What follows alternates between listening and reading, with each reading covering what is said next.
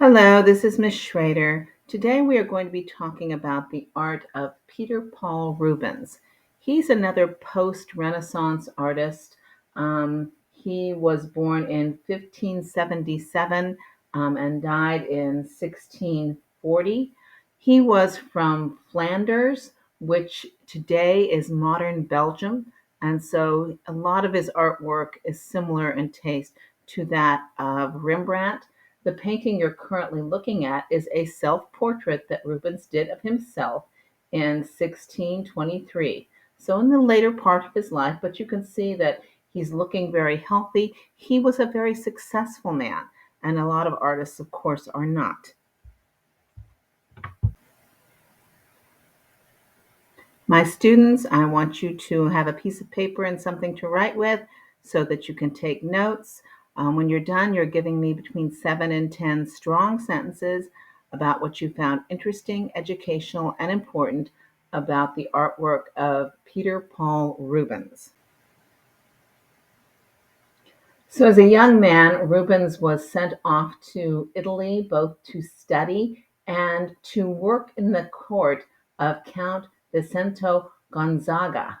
And part of what he was doing dealt with diplomacy, working to solve problems between countries. And he spent a great deal of his life doing that as well. This particular painting, it's called A Portrait of a Young Scholar.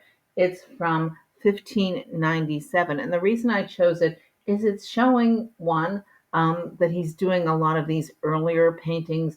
You can tell by that big puffy collar. He's also making sure that he makes it look very realistic. There's a lot of darkness in the background, and so very much in the style of the late Renaissance.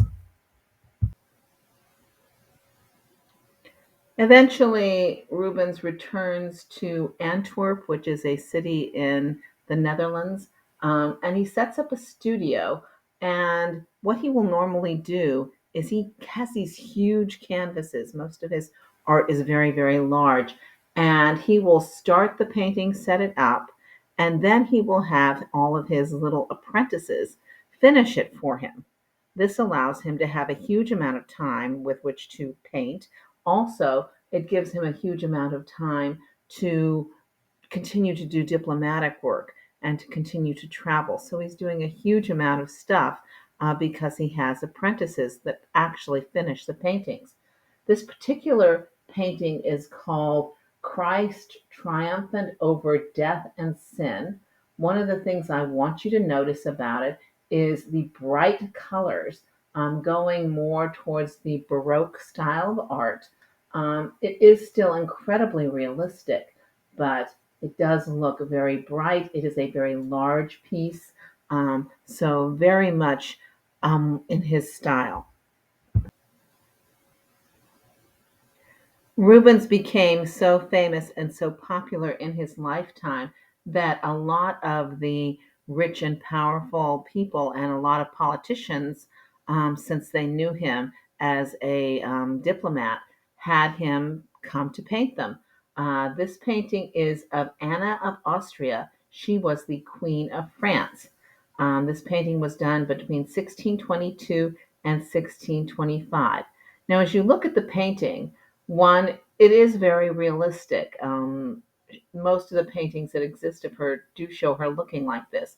You'll also notice, once again, the background is basically just black.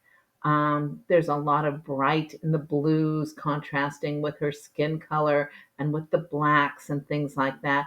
And the clothes, yeah, wealthy people wore those big poofy clothes because one, you can put more jewels on them, and two, it's going to make you much more noticeable.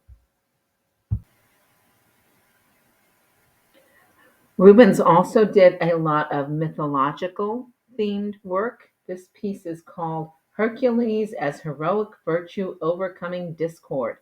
And it really looks like a Renaissance painting. There's a huge amount of naked human skin and a huge amount of muscle. I mean, the muscles are so enormous. I mean, it is Hercules, but give me a break. So, really, really overdoing it with the muscle tone. To show you that. And once again, really a lot of movement.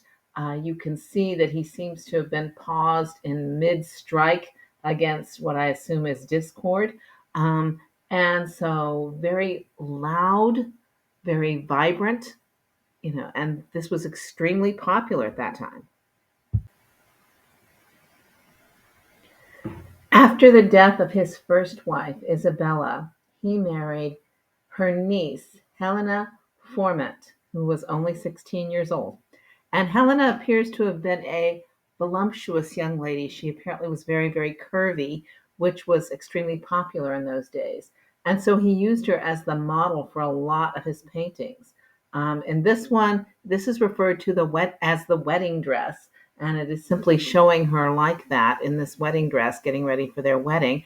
Um, a lot of his paintings do show the naked human body, and I wanted to avoid showing you too much of that. But yeah, a lot of naked, voluptuous young ladies, because that was really, really popular, particularly amongst the Greek and Roman pieces. Like a lot of artists of his time, Rubens was experimenting quite a bit with various different subject matters. This one is a very unusual one since it would be showing poor people, and poor people weren't enormously popular to be shown in paintings in those days. This is called Old Woman and Boy with Candle, and it's from around 1616 to 1617.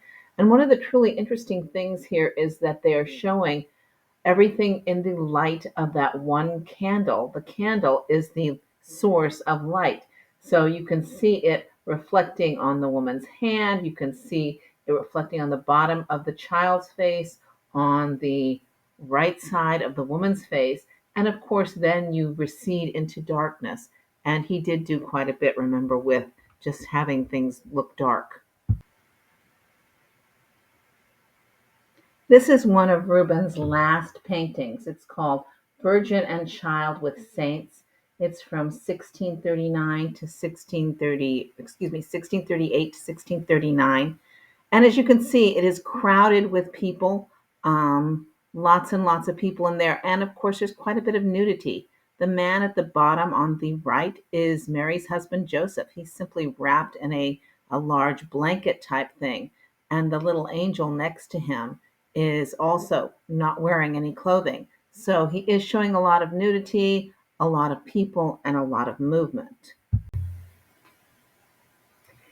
In 1640, Rubens died. He's buried in Antwerp. His grave apparently is very popular.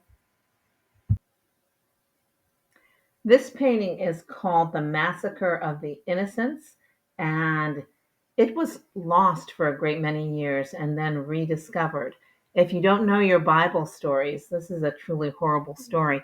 Um, King Herod, when he learned that Jesus had been born in Bethlehem, ordered that all little boys in Bethlehem under the age of 2 be killed in order to try and kill Jesus. And so the soldiers go and attempt to kill him.